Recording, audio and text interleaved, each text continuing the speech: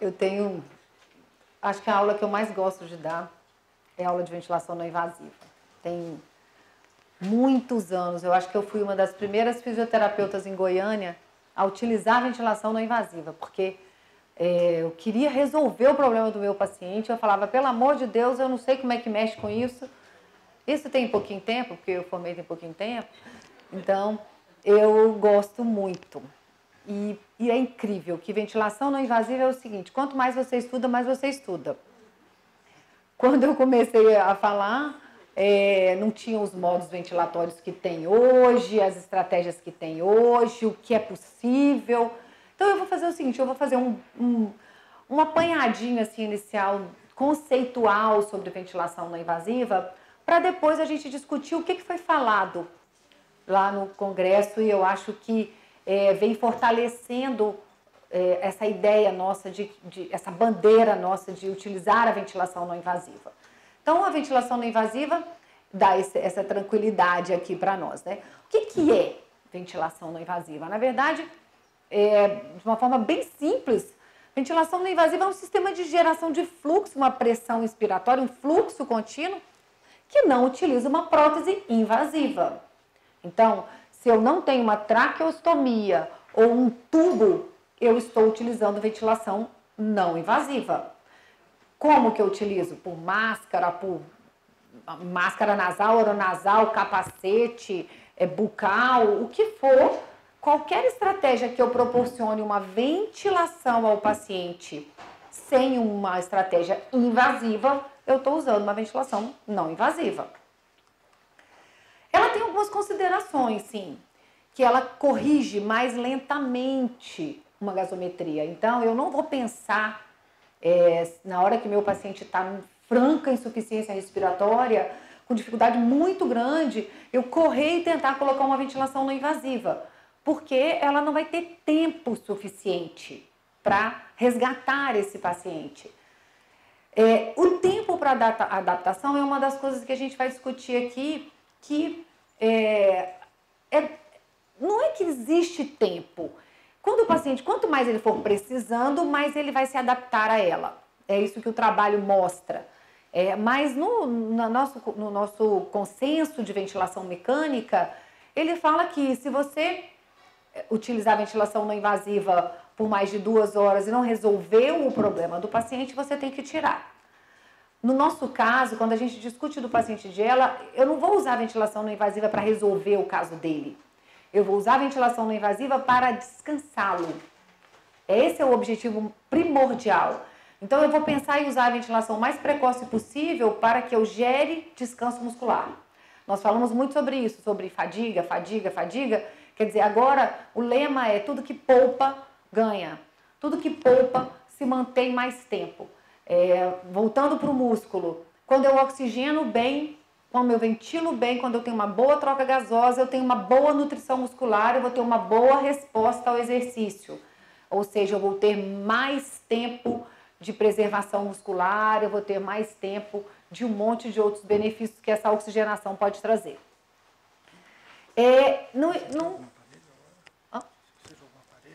Se você quiser, pode colocar um aqui que eu já vou mostrando algumas coisas. Quando a gente fala se exige cooperação, às vezes tem alguns casos que o paciente ainda está numa situação em coma ou um coma leve, uma situação que a gente consegue manter na ventilação não invasiva. E eu também utilizo muito a ventilação não invasiva porque eu entro para fazer gastrostomia com os pacientes em ventilação não invasiva. Então, a gente não intuba hora nenhuma o paciente que está fazendo uma gastro precoce. Por isso que é uma das formas que a Adriana estava falando, a gente sabe que em algum momento essa gastro vai acontecer. E se eu, enquanto profissional, falo assim, olha, se você fizer logo, eu consigo te segurar com a ventilação não invasiva dentro do centro cirúrgico ou em qualquer lugar onde ele for fazer essa gastro. Isso é muito tranquilo. Então, mais precoce. Agora, se o paciente tiver uma baixa da capacidade vital, eu não consigo segurar, porque é preciso ser feita uma sedação na hora da gastro. E aí a ventilação, ela não exige cooperação nesse momento. eu consigo garantir a ventilação mesmo com o paciente sedado. Não totalmente entregue, mas sedado. Para isso tem que ter uma equipe, né? Lá no hospital neurológico que eu trabalho, em Goiânia, a equipe já está acostumada. Vai fazer qualquer procedimento em paciente de doença do neurônio motor com ventilação não invasiva. Não existe. Qualquer profissional que está no hospital, eles solicitam e falam, olha, ventilação não invasiva. Agora, uma consideração importante é a intolerância à máscara. Existe, sim, pacientes que têm intolerância à máscara. E aí a gente vai ter que repensar que estratégia a gente vai utilizar para esse paciente. É o que eu vou mostrar para vocês no estudo que foi apresentado. Alguns incômodos, e infelizmente é incômodo mesmo. Eu sei que a ventilação não invasiva incomoda e dói. Por quê? Porque a máscara machuca. A máscara machuca aqui, né? A gente sabe. O que eu sugiro? Que eu sei que é muito difícil, eu sei que às vezes a gente mal consegue, o paciente mal consegue uma máscara para eu falar, olha, vamos arrumar 2 modelos, sabe? Vamos tentar conseguir 2, ou vamos tentar uma pronga e uma máscara oronasal, vamos tentar uma performática, nós vamos falar, vamos tentar trocar essa máscara para machucar menos, para poder o paciente usar por mais tempo, porque eu não tenho dúvidas, e assim, os trabalhos mundiais mostram que ventilação não invasiva é o maior tempo possível. A gente indica a traqueostomia na hora que a ventilação não invasiva efetivamente faliu. Aquele paciente que fica 24 horas por dia com a ventilação não invasiva, que começa a atrapalhar a higiene oral, se ele não faz higiene oral, ele vai começar a ter broncoaspiração daquela secreção e vai fazer pneumonia. E ele vai fazer pneumonia, vai ter dificuldade respiratória, vai para UTI. Então, esse é um paciente que a gente tem que indicar uma traqueostomia. E é melhor que eu indique uma traqueostomia eletiva do que eu espere o paciente entrar em insuficiência respiratória para levar para o centro cirúrgico. Porque aí ele vai ter que sair do centro cirúrgico e ficar na UTI por conta da pneumonia, da infecção que ele vai acabar desenvolvendo.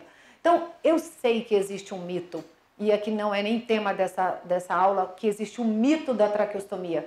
Mas aqui nós temos um paciente aqui que está mostrando para nós que é possível maravilhosamente ventilar e viver com uma traqueostomia sem problema nenhum.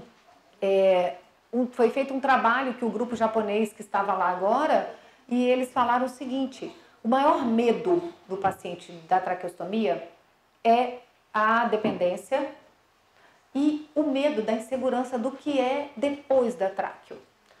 Depois que eles fizeram a traqueostomia, eles aplicaram o questionário de qualidade de vida. E o que percebeu-se? Que os pacientes tiveram melhor qualidade de vida depois da tráqueo. Então, é ruim? Por quê que é ruim? Porque nós não temos suporte de assistência de saúde no Brasil. A partir do momento que o paciente é traqueostomizado, ele requer um pouco mais de suporte. E aí, não é todo fisioterapeuta que vai saber lidar com aquela estratégia ventilatória, naquele respirador domiciliar, com aquele programa diferente, para poder entender que tem alteração de resistência em casa. E aí a gente acaba dependendo de profissionais que não querem estar aqui para aprender, que não fazem questão de entender o que é um paciente de esclerose lateral amiotrófica em casa. Porque se nós tivéssemos, seria muito tranquilo. Nós não perderíamos tantos pacientes. Mas a ventilação não invasiva, ela é até o máximo. Até a maior parte do tempo que o paciente conseguir. Quanto mais eu consigo segurar um paciente na ventilação não invasiva, mais eu garanto que ele vai ter um pouco mais de independência. Uma outra coisa é a irritação ocular. Aí, da mesma forma, vai depender da pressão que esse paciente tem e do posicionamento da máscara também. Então, a gente tem que entender que isso pode acontecer. Eu não tenho casos de irritação ocular. A gente tem um pouco mais de casos de irritação ocular quando a gente trabalha com ventilação não invasiva no hospital, porque utiliza pressões muito altas. Mas quando a gente está em casa, a gente quase não tem. E a distensão gástrica realmente, tem distensão gástrica. A ventilação vai um pouquinho de ar para o estômago, é verdade, não tem jeito. No início dá um pouquinho de cólica mesmo.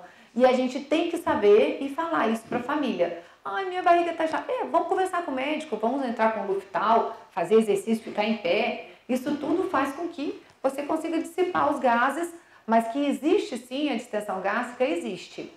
Agora, não é uma coisa absurda, insuportável, não. Porque a pressão não é alta o suficiente para vencer a pressão do esfíncter esofagiano. Então, dá um pouquinho de ar no estômago, mas é uma coisa bem contornável. Algumas complicações que aí a gente fala, olha, isso é perigoso. Aí eu já tenho uma certa restrição em colocar a ventilação não invasiva nesse paciente. Primeiro, é aquele que não tolera de jeito nenhum a máscara. Aquele paciente, você coloca a máscara e fala, não vai, não vou, não consigo, não tem jeito de eu usar, não adianta, eu não vou usar. Então, você vai conversar com o paciente e vai falar, então, o seu próximo passo vai ser a traqueostomia. Dados, padrões errados de ventilação, parâmetros errados. Se o profissional tem que saber colocar a ventilação não invasiva. Como diz o Jorge, parametrizar. Se você colocar um parâmetro errado, o paciente não vai usar. E aí vai levar uma assincronia entre o paciente e o ventilador e ele vai ficar sufocado naquela máscara. Ao invés de você melhorar o padrão dele, você vai piorar. Chegou uma paciente para mim com uma colocação de um aparelho, uma ventilação não invasiva, com uma frequência respiratória de 20. Uma frequência respiratória de 20 no equipamento.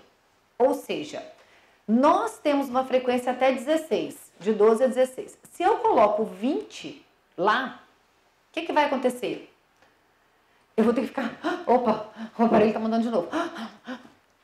Ela chegou lá para mim e falou, olha, não tem condição, eu não consigo dormir com o equipamento.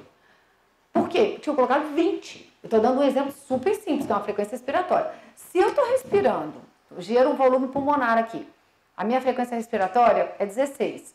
Se eu passar a gerar um volume respiratório bem maior, a tendência da minha frequência respiratória é fazer o quê? Cair. Então, eu tenho que colocar um parâmetro do respirador que dê uma frequência respiratória mais baixa, porque senão ele vai brigar com o aparelho. O aparelho vai tentar entrar em alguns momentos, levando uma assincronia. Então, um parâmetro errado faz com que o paciente não use. Além do mais, o modo errado. Nós vamos falar sobre ele aqui também. A inalação de CO2 também é um problema sério. Por quê? Porque a máscara da ventilação não invasiva, ela tem que permitir sair um pouquinho de ar. Se não sair, você vai começar a respirar aquele mesmo ar dentro daquela máscara. E aí, o ar vai reinalando o PCO2, você faz uma insuficiência respiratória, que a gente chama de hipercápnica, por excesso de CO2. Por isso, deve existir uma fuga aérea. Todo o aparelho de ventilação, e aí se o Jorge ligar aqui para mim, aqui nesse aparelho, na lateralzinha, ele escreve assim, ou leak ou vazamento. Isso tem que existir. Ele tem que acontecer. Então, na lateralzinha do equipamento, põe a mão assim na frente, pra você... aqui na máscara. Aqui assim. Quando a gente ventila, na lateralzinha do aparelho tem um negocinho dizendo assim, leak ou então vazamento. Esse vazamento, ele tem que existir na ventilação não invasiva. Por favor, tá? Na ventilação não invasiva, esse vazamento tem que existir. Para quê? Para que eu lave o CO2. Então, eu não posso colocar um vazamento maior do que 30% do que eu estou gerando de capacidade respiratória. Senão, eu estou deixando de ventilar o paciente e a metade está vazando. Então, o vazamento até 20% é totalmente permitido. Em relação aos modos de ventilação não invasiva, a modalidade chamada BiPAP, ela é uma modalidade da Philips. A Philips patenteou esse nome, que se chama BiPAP. Mas a modalidade não é BiPAP. A modalidade é uma pressão inspiratória com uma pressão expiratória que fornece níveis diferentes de pressão. BiPAP, a gente acaba chamando todos esses equipamentos. Mas dentro desse BiPAP tem vários modos que a gente aprende quando a gente se aprofunda um pouquinho mais em relação à ventilação não invasiva. Olha só, a Adriana falou sobre a qualidade do sono. Quando a gente faz uma polissonografia, o exame de polissonografia, tá ruim aqui não, né? O exame de polissonografia, ele é feito com um equipamento chamado alto-CPAP. Se um paciente de esclerose lateral amiotrófica for fazer um exame de polissonografia com um aparelho chamado alto-CPAP, ele não vai fazer. Ele não vai conseguir fazer. Porque CPAP é totalmente contraindicado para pacientes de esclerose lateral amiotrófica. O CPAP, ele é um ar contra o que você está respirando. Então, ao invés dele empurrar o ar, como isso aqui está acontecendo, ó, ele faz o seguinte, ele sopra. E você respira com um ar contra a sua resistência. Então, CPAP é totalmente contraindicado para paciente de ELA. Ele aumenta o trabalho respiratório, ao invés de diminuir o trabalho respiratório de um paciente de doença neuromuscular. Portanto, não aumenta a ventilação alveolar, não oferece auxílio. Se alguém vier falar para vocês, vamos colocar um CPAP, você pode falar claramente. CPAP é contraindicado para a esclerose lateral amiotrófica. Isso vocês podem colocar claramente. Existe um problema muito sério em relação... Pode desligar um pouquinho, gente. Em relação à nomenclatura, em relação à ventilação não invasiva. Lá fora, ninguém chama de ventilação não invasiva CPAP. Isso não existe. Ventilação não invasiva é ventilação, tem que gerar volume inspiratório, tem que gerar volume minuto. CPAP não gera volume minuto. Então, em qualquer congresso mundial que você for, fora do Brasil, você não vai ouvir como ventilação não invasiva CPAP. Sempre 2 níveis de pressão inspiratória, 3, como é o IVAPS, ou como é o AVAPS, ou qualquer outra alteração. Mas isso fica importante para vocês, eu gosto de frisar muito isso, porque as pessoas acham assim, principalmente quem não tem conhecimento, a ventilação não invasiva, CPAP e BIPAP é a mesma coisa. Não, não é. Não é, porque CPAP não ventila. E para pacientes de ELA, eu preciso de ventilação. O BIPAP, ele dá auxílio inspiratório, ou seja, eu tenho dificuldade para gerar volume pulmonar na hora que eu puxo. Mas o aparelho vai e empurra o ar. Quando ele empurra o ar, eu gero aquele volume que eu não estava gerando. Dessa forma, a minha musculatura... Só queria fazer um adendo. Também tem certos tipos de BIPAP que não são adequados para pacientes de ELA, né? Eu vou falar sobre isso agora. Você vai falar Vou disso, falar. aquele BIPAP alto. Alto, com certeza. Isso é super importante. É muito importante isso que o Jorge falou, porque como o nome virou BIPAP, se eu falar para vocês, usa BIPAP, BIPAP, não. O BIPAP é utilizado para a apneia do sono, que é o chamado BIPAP alto, ele não tem indicação para pacientes de ELA, porque ele não gera pressão inspiratória suficiente para gerar esse volume. Ele é um aparelho para vencer a resistência da apneia do sono. Então, ele é um aparelho utilizado para a apneia do sono. Por que isso é importante, gente? Porque na hora que a gente faz um relatório para pedir ao paciente, ou o médico faz um relatório para o convênio, ou para qualquer outra modalidade que vá liberar o BIPAP, eles vão procurar o BIPAP mais barato, né? E tem o BIPAP S, por exemplo, que não é o BIPAP ideal. O ideal é que eu tenha que eu proporcione uma pressão inspiratória maior, eu vou mostrar isso aqui para vocês, que tenha a modalidade IVAPS ou AVAPS, que são modalidades que geram um pouco mais de conforto e garantia de volume para ser usado na não invasiva e que proporcione um descanso muscular. Se o aparelho não fornecer a pressão inspiratória suficiente, esqueça. Ele não vai dar certo para usar na ventilação não invasiva. Então, dentro desses modos, existem alguns modos que se chamam AVAPS. O AVAPS é uma tentativa... A gente sabe, mundialmente, que a melhor modalidade para ventilar pacientes neuromusculares é a modalidade volumétrica. Então, eu preciso... Por quê, gente? Porque o nosso cérebro, ele tem que ter uma garantia de um controle de PCO2, que é a resposta central. Se eu garanto o volume, se o meu paciente não faz aquele volume, mas eu garanto aquele volume, eu garanto a quantidade de PCO2 suficiente para aquele cérebro. E aí, eu preciso garantir um volume que a gente chama volume minuto, que é a frequência vezes o volume corrente. Essa modalidade AVAPS, ela tem essa função. Ela se ajusta nos dois modos para garantir um volume corrente médio. Ou seja, se acontecer alguma coisa, encheu de secreção o pulmão do paciente, ele vai tentar aumentar a pressão para poder empurrar aquele ar que você propôs. Então, para a ventilação não invasiva, é muito bom que a gente utilize a modalidade AVAPS. Então, você vai pedir, olha, eu preciso de um aparelho de ventilação não invasiva que tenha a modalidade AVAPS. Cuidado com esses ajustes. A gente não pode colocar uma modalidade entre o IPAP mínimo e o IPAP máximo muito alto, não. Porque eu preciso o tempo inteiro garantir o volume corrente médio. Isso é um assunto um pouco mais técnico, que às vezes fica difícil a gente discutir aqui.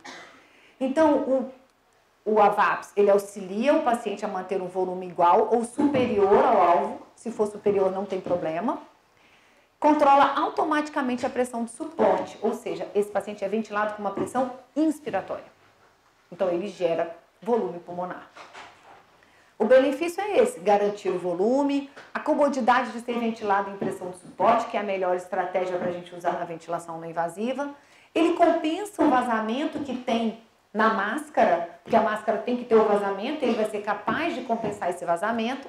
E ele tem alarme também, ou seja, se o paciente desconectar em algum momento à noite, ele vai apitar dizendo que tem alguma coisa errada. Ou se a máscara sair do lugar à noite e o vazamento for maior do que o que você queria e ele correr o risco de hipoventilar, você vai saber porque o aparelho vai apitar.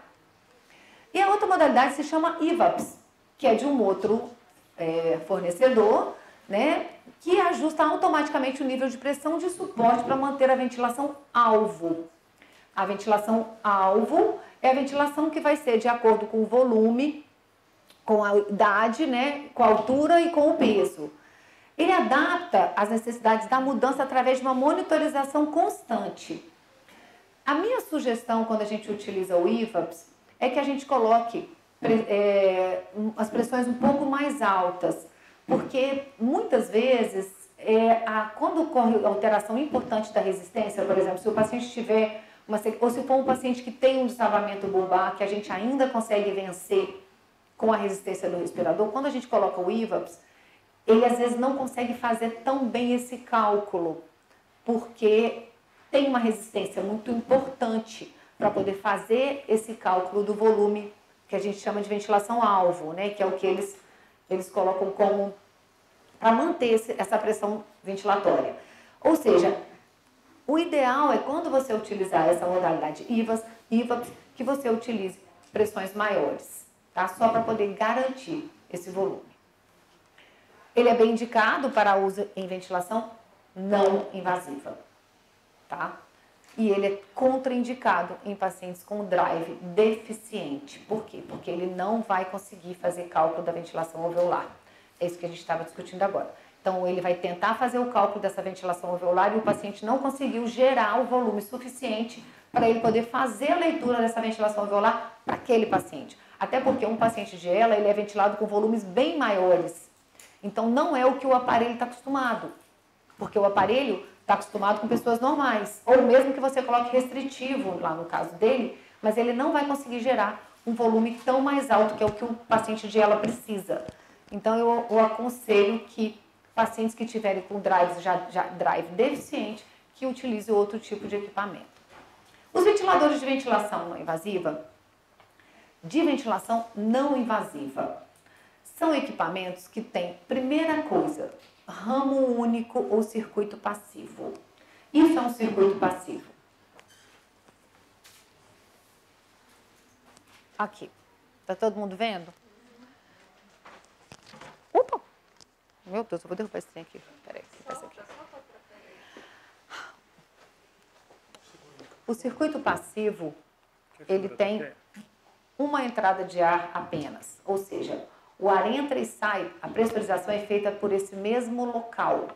E a saída de ar é feita por uma válvula exalatória, chamada de válvula Spessweaver ou qualquer outro tipo de válvula de saída exalatória. Ele é indicado para equipamentos de ventilação não invasiva.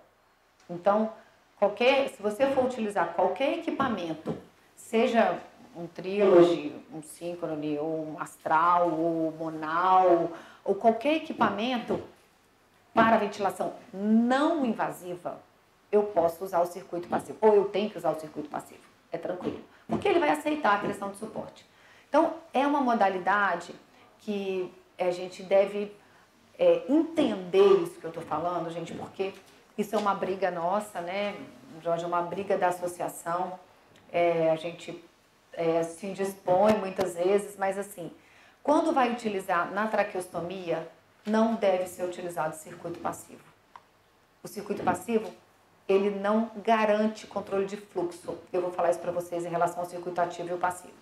Por isso que, a partir do momento que você coloca uma traqueostomia, você está vivendo com um aparelho de suporte de vida. Ventilação não invasiva não é suporte de vida. Traqueostomia é suporte de vida, tá? Então, nós vou falar um pouquinho sobre isso daqui a pouco. Mas falando em ventilação não invasiva, eu tenho esses modos. O modo espontâneo no tempo, que é esse que tem a frequência, e o tempo. Qual que eu vou utilizar? Eu vou preferir sempre esse, que o paciente vai disparar e o aparelho vai garantir essa frequência. Ele me dá pressões mais altas, eu consigo monitorizar o volume, dessa forma eu consigo saber quanto que ele está fazendo de complacência dinâmica o tempo inteiro, e é um dado importante que o fisioterapeuta tem que avaliar sempre, para saber como que está a caixa torácica desse paciente, para saber como é que está o abdômen, como que está a secreção. Eles têm alarmes e tem bateria. Alguns têm bateria e isso é muito bom, porque tendo bateria, eu posso permitir que o paciente vá para todos os locais, passear e ter uma vida normal, como o japonês lá falou. Então, isso aqui são os nossos pacientes que a gente envia, né, os equipamentos. Esses equipamentos de BiPAP normalmente não tem aquecedor, umidificador, né? E aí a gente deve lembrar que a ventilação não invasiva, ela resseca mesmo, porque ela resseca a via aérea. Então, todos os equipamentos que forem utilizados com ventilação não invasiva, eles devem ter um umidificador, o tempo inteiro com umidificador. Um outro detalhe importante é que, assim, quando a gente ventila por mais do que 4 horas, 8 horas por dia, a gente tem uma perda de líquido muito grande pela respiração, porque você está gerando um volume maior do que o volume que você já está acostumado a gerar. Então, com essa perda, você tem que aumentar a ingesta de líquido. Por isso que muitas vezes o paciente usa a ventilação não invasiva, no final fica aquela saliva grossa, aquela secreção que fica grudando na orofaringe. Aí ele fala, nossa, o tempo inteiro aquela secreção grossa. Por quê? Porque ele está desidratado. Secreção é um produto fisiológico. Se você tem secreção fluida, você está hidratado. Se a sua secreção está grossa, você está desidratado. Então, a gente preconiza muito isso, porque a ventilação não invasiva é uma coisa a mais para tirar o seu líquido. Então, se você está utilizando ventilação não invasiva, que você aumente a quantidade de líquido, ingesta de líquido. Os tipos de máscara. Bom, tipo de máscara é de acordo com o conforto do paciente. Essa é uma máscara nasal, essa é uma pronguinha, né? Essa é uma máscara nasal. Eu tenho outros tipos de máscara nasal. Essa é uma pronguinha também muito boa. Os pacientes gostam muito dessa pronga. Ela é confortável, permite com que o paciente fale, que o paciente coma, né? Tem um monte de coisas boas nessas máscaras nasais. Só que elas têm um probleminha. Você vai ter dificuldade para ventilar um paciente com máscara nasal quando ele precisar de pressões altas. Então, se a patologia for progredindo e você precisar de pressões mais altas, principalmente para vencer a resistência da queda bulbar, que a gente precisa colocar EPAPs mais altos para poder manter a via aérea aberta, a máscara nasal vai ser difícil para você conseguir com que o paciente use. Pacientes que são respiradores nasais, né, evitar os respiradores bucais. A pacientes que têm força de orbicular, né, capaz de... força, né, não é forca, né? De fechar a boca, né, de travar para poder dormir. E ela também é boa para poder o paciente se alimentar. Então, a gente pode utilizar, e as meninas da fono aqui sabem mais do que eu, que é possível utilizar bastante a ventilação não invasiva para o paciente se alimentar. Eu falo que quem não respira, não come, não fala. Não é isso? Então, a gente tem essa meta aí, manter a capacidade pulmonar sempre boa para que a gente tenha um trabalho de equipe com mais efetividade. A máscara oronasal é esse tipo aqui. Hoje tem várias máscaras oronasais, né? Cada vez eles vão tentando fazer máscaras mais confortáveis, apesar de ser difícil, porque eu nunca vi faz máscara e elas continuam sendo ruins para os pacientes, machucam, né? Mas é uma tentativa de fazer máscaras mais gostosas. Essa é uma máscara que tem um médico nos Estados Unidos que gosta muito, que é o Dr. John Bach. Ele gosta muito dessa máscara, porque ela pega nariz e boca, e ela é uma máscara muito legal para a gente revezar com outras. Ela é muito boa, só que ela tem um detalhe também. Se você precisar de uma pressão um pouquinho mais alta, ela não segura no nariz. Então, aí fica incomodando, às vezes, no nariz do paciente. Mas é uma máscara legal para estar revezando e utilizando outros tipos. Então, a máscara oronasal é aquela que eu posso usar com pressões bem mais altas, né? Eu forneço uma pressão respiratória maior, posso ter um EPAP mais alto, o paciente fica bem, eu consigo vencer resistência bulbar muito tempo com máscaras oronasais. Elas aí não tem dificuldade para se comunicar, né? Tem dificuldade de adaptação, principalmente quando ele quer se comunicar e se alimentar. E ela é efetiva para diminuir o CO2 quando eu tenho um paciente grave que está entrando, por exemplo, no hospital, ou a gente está tentando, você chegou na casa do paciente, o paciente está com uma dificuldade respiratória e você precisa reduzir PCO2 dele. Então, a máscara oronasal é a indicada para você gerar maior volume pulmonar para poder diminuir o PCO2. E a máscara Fit Light, Performax ou facial, que é uma máscara que é muito legal também, que ela machuca menos. E ela é uma boa máscara para revezar também, porque ela libera um pouco o rosto em outros lugares. Como eu estou falando, quanto mais tempo o paciente se mantém na ventilação não invasiva, melhor.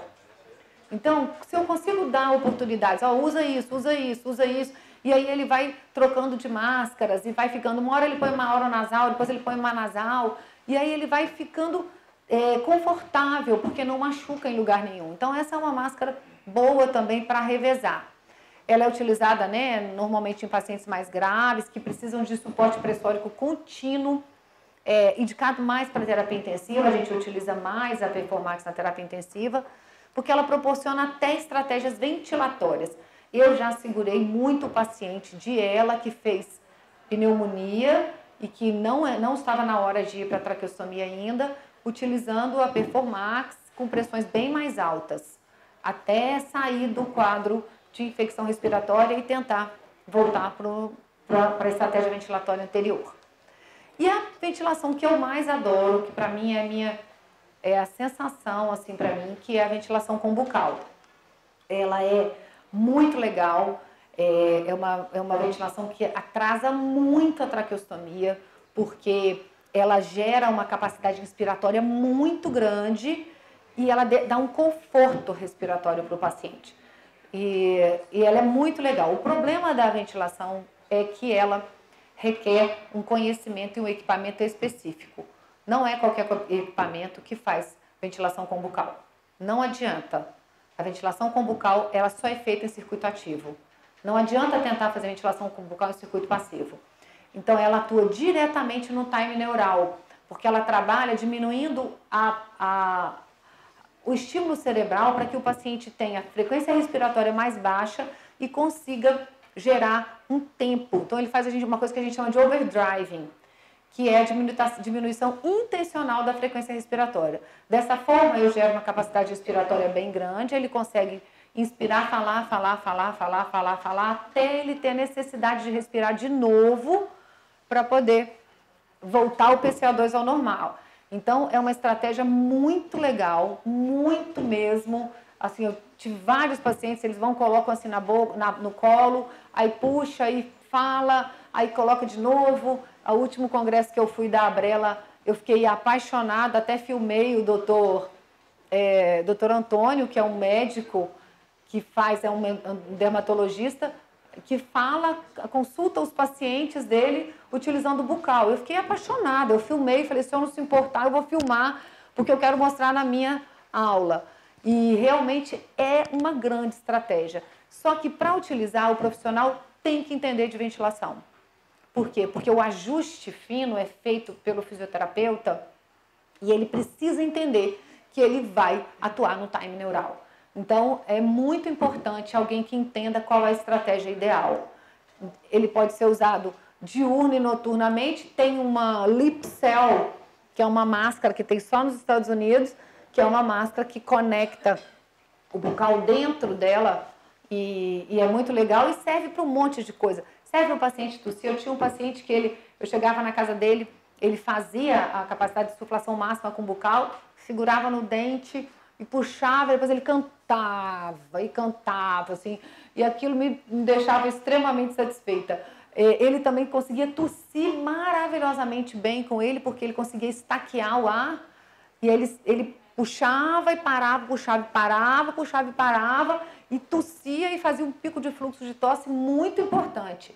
Então, é muito legal. A gente pode utilizar também na tentativa de retirada de traqueostomia desses pacientes que têm TRMs altos e tal, que a gente pode utilizar o bucal. A indicação, então, é transferência de traqueostomia para todos os pacientes neuromusculares. Todos podem utilizar o bucal.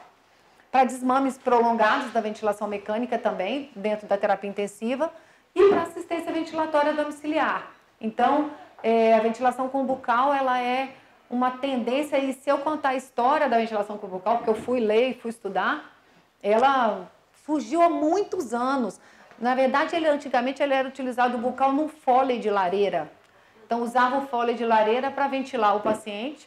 E até teve um médico que foi morto porque na hora que ele fez com o Foley de lareira na boca do paciente, o paciente bateu o coração e ele foi considerado como bruxo e foi morto na fogueira porque ele era bruxo que bateu o coração do paciente. Então, é muito legal utilizar a ventilação com bucal. Principalmente para assistência fonoaudiológica, é fundamental, assim, a fono se aproveita muito do uso do bucal, porque treina a voz, porque treina a alimentação, é muito legal usar a estratégia ventilatória de bucal. Para usar a ventilação não invasiva em casa, não pode esquecer que deve sempre ter um no-break, porque os aparelhos de VNI têm pouco tempo de bateria, exceto o Trilogy, que tem o equipamento no mercado. Acho que o Trilogy e o Astral são os que têm maior carga horária de bateria, então, senão os outros acabam 1 horinha só de bateria, então tem que ter no break sempre. E só para falar um pouquinho sobre o tipo de circuito, o circuito passivo ele tem um ramo único com porta de exalação passiva. Você não tem nenhum ativo aí não, né? Para me mostrar, né? Não, né? Ele oferece volume estimado. Por isso que ele pode ser usado na ventilação não invasiva. Ele é usado em ventilações não invasivas. O circuito ativo, ou PAP ativo, ele tem um sensor proximal de pressão, ele é exalação ativa e ele indica o volume corrente entregue. Tem um equipamento Monal que eles estavam mostrando ali, um equipamento novo, e eu não falo de nenhuma empresa, né, Jorge? Eu falo da ventilação. É um aparelho muito legal que está chegando no mercado e eu tirei um paciente esses dias muito grave, fez uma infecção muito grave, com estratégias ventilatórias altas mesmo no Monal, porque ele me dá esse volume entregue aqui. E ele é usado nas ventilações invasivas. Então, o paciente tem ventilação invasiva, nós vamos fazer de tudo para colocar no circuito ativo. Quais foram as recomendações de Dublin? A primeira, em relação à função respiratória, é a avaliação das infecções, né? Uso de ventilação não invasiva nas falências respiratórias. Então, assim, Lembrar que a ventilação não invasiva não é um método de resgate, não é. Mas no momento de uma falência mais leve, você pode reverter o quadro com ventilação não invasiva. E aí eles preconizam também o uso de opioides para diminuir a ansiedade respiratória. Porque o paciente neuromuscular ele tem uma alteração importante num reflexo que a gente chama de Ehring-Berger, que é um reflexo da caixa torácica que me diz a capacidade máxima de distensão que eu tenho. Então a gente perde, como a complacência do tórax é aumentada, na hora que eu respiro fundo, eu consigo chegar no meu respirar fundo com facilidade. Mas o paciente de doença neuromuscular, ele não consegue. Então, ele tem essa necessidade de respirar fundo, bem fundo. E aí, se ele não conseguir chegar nessa capacidade máxima, ele acaba tendo ansiedade respiratória. Então, tem se usado opioide, os médicos indicam opioides para diminuir essa sensação de dispneia que acontece num paciente em uso de ventilação não invasiva. É muito legal porque eles continuam falando sobre a necessidade de uso do ambu. Eu achei muito bom ter visto isso, porque a gente fala, né, Jorge fala, a associação fala, todo mundo fala que a importância de utilizar o ambu, e eles falam mesmo que o ambu ajuda na tosse. É um mecanismo de manutenção do componente elástico do tórax, muito importante. Aquele pacientinho de Israel, eu vi e até comentei com as meninas, né? Ele ficava o tempo inteiro com um monte de papel na boca, assim. Eu fiquei extremamente incomodada de ver aquilo, porque a saliva o tempo inteiro e ele com aquele papel assim na boca. E aí eu fui conversar com ele e uma das coisas que eu pedi, ele tinha 1 ano e pouco, nem 2 anos de doença, já estava traqueostomizado. E aí eu perguntei para ele assim, eu posso pegar no seu tórax? E ele deixou. E na hora que eu peguei no tórax dele, o tórax dele estava rígido. Um tórax duro. Ninguém ventila um tórax duro. O paciente neuromuscular tem que ter o tórax mole. Ele tem que ter o componente elástico do tórax aumentado. E aí eu falei para ele assim, nunca ninguém fez ambu? Aí ele falou assim, a esposa dele falou assim, não, eu nunca ouvi falar disso. Em Israel não tem nenhum fisioterapeuta que entenda de ela. Quem quiser ir para Israel, ó, olha só. Vamos lá, vamos sair. Eu tô com medo, gente, eu tenho medo. A bomba, né, lá eu tenho medo. Mas é muito importante. Quer dizer, o trabalho que a gente faz de geração de capacidade respiratória com ambu, com bucal e tal, é muito legal. E eles falaram que isso. E aí usar também a máquina de tosse, eles preconizaram isso como padronização. O uso do exercício de incentivo volumétrico, que é o ambu. Gente, incentivador volumétrico se chama ambu. Não existe outro dispositivo para gerar volume pulmonar num paciente neuromuscular. Não existe. Para gerar volume inspiratório, para ser incentivador volumétrico, para manter capacidade pulmonar, tem que ser ambu. Faz capacidade de circulação máxima. Tem que repetir, né, Ana Lúcia? Porque, gente, é muito complicado. Respiron não serve para nada para o paciente neuromuscular. Não serve, porque ele não é capaz de gerar capacidade inspiratória. A única forma de gerar capacidade inspiratória é com ambu. E tá aqui, ó, na padronização todinha lá do Congresso. Uso de VNI, ó, aí uma coisa muito legal que eles colocaram tão logo possível. Isso é muito legal, que é isso que o trabalho aqui que eu vou apresentar para vocês falou. Tão logo possível utilizar a ventilação não invasiva. Eu volto a falar, tudo que poupa ganha. Se eu gero relaxamento da musculatura, esse descanso da musculatura, o paciente dorme bem. Olha, se ele dorme bem, ele oxigena bem, o músculo no dia seguinte está bem nutrido. Esse é o maior ciclo da ela. Eu preciso de um músculo bem nutrido, né? De forma, do ponto de vista de oxigenação. Então, eu preciso dormir bem e eu preciso oxigenar bem. Para eu oxigenar bem à noite, eu preciso de ventilação não invasiva. E eles colocam o tão rápido possível, quanto mais rápido, melhor. E nas deteriorizações respiratórias. Eles falam também de verificação constante da respiração. Então, deve ser o tempo inteiro avaliado, assim, pico de fluxo de tosse, capacidade vital forçada. A gente tem que avaliar o tempo inteiro para verificar como que está a avaliação. Aí, esse é o trabalho que ela mostrou. Ela fez um trabalho mostrando assim, uma coisa que a gente já faz. É muito legal porque a gente fala isso, né, Adriana? A gente já faz isso. E aí precisa alguém chegar lá e falar, eu estou fazendo diferente, né? Ou a gente prova que é isso mesmo. Então, quanto mais rápido eu coloco a ventilação não invasiva no paciente, mais ele vai se adaptar a ela. Porque se eu não estou precisando de nada e eu uso 1 hora, 2 horas por dia, na hora que eu estiver precisando mesmo, eu vou usar, porque eu já acostumei com aquilo. Então, eu falo que a primeira coisa que eu falo para o paciente, ou eu tenho ela, ou está aqui seu ambu. É assim, porque o ambu é o seu primeiro, é o seu maior amigo. E depois, vamos pensar na ventilação não invasiva? Porque ela não vai fazer mal hora nenhuma, ela só vai fazer bem. Então, ela avaliou 73 pacientes em 2 grupos, um com 85% e 95% da capacidade vital forçada e um outro de 50% e 80% da capacidade vital forçada. Acabaram que 29 completaram e 17 completaram. A avaliação respiratória foi bem completa, ela fez capacidade vital forçada, fez o sniff test, fez pressão inspiratória e expiratória máxima, sentado e deitado, todos esses sentados e deitados, e fez a oximetria também. E fez várias escalas de funcionalidade respiratória e escalas de avaliação de apneia noturna, Epworth, Pittsburgh, todas as escalas que verificam melhora de sono. E a AVNI foi utilizada por meio de um DVD.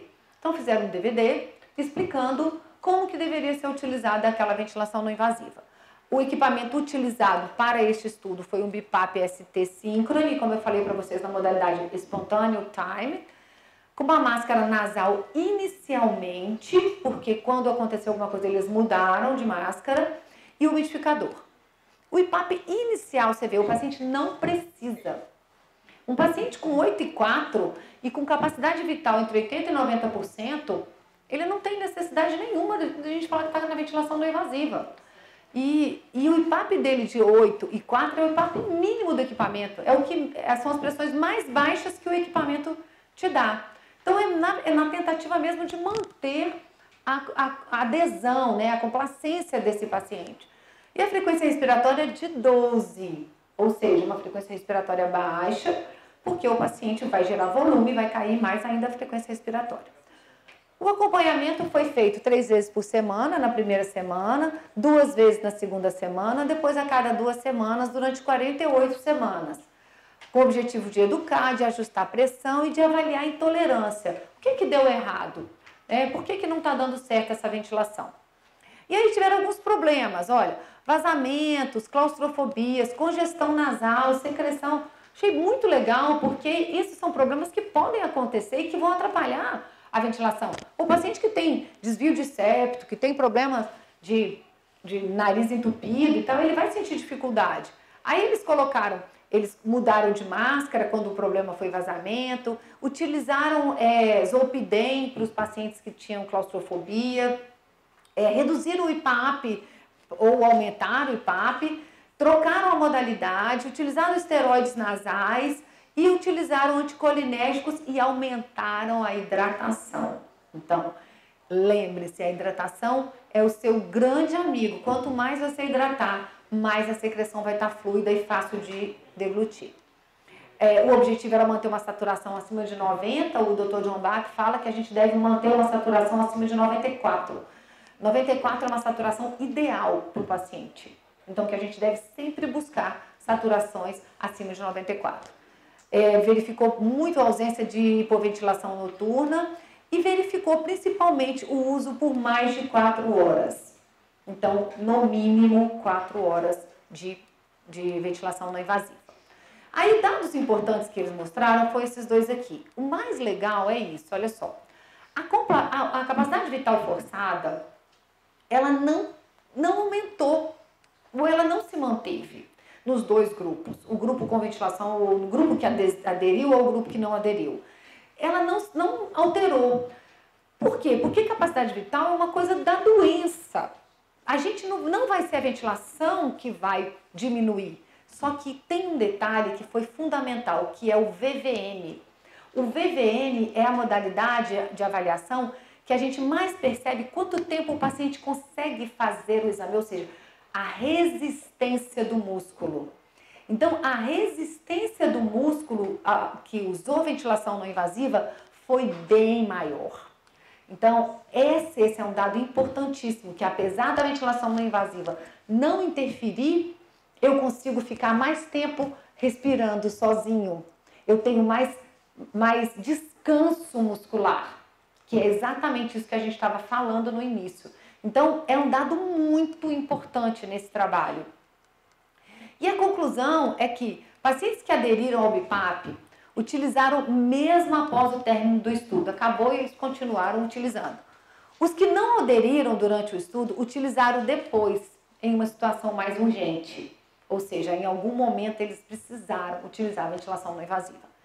E esse estudo demonstra que é seguro e é eficaz a indicação da VNI precoce, mesmo para uso diário de 4 horas. Ou seja, essa indicação aumenta a aderência. Então, que a gente pense na ventilação não invasiva como um remédio, porque ela, além dela interferir na sobrevida, que a gente tem vários estudos mostrando isso, a ventilação não invasiva melhora a qualidade da vida do paciente. Então, que ela deve ser pensada sempre para todo e qualquer doente neuromuscular, mas especificamente para o paciente de ELA, que é um doente que muitas vezes progride rapidamente. Então, tudo que eu puder tentar evitar essa progressão tão rápida, poupando essa musculatura, eu vou manter mais tempo o paciente bem. Ok? Obrigada, gente.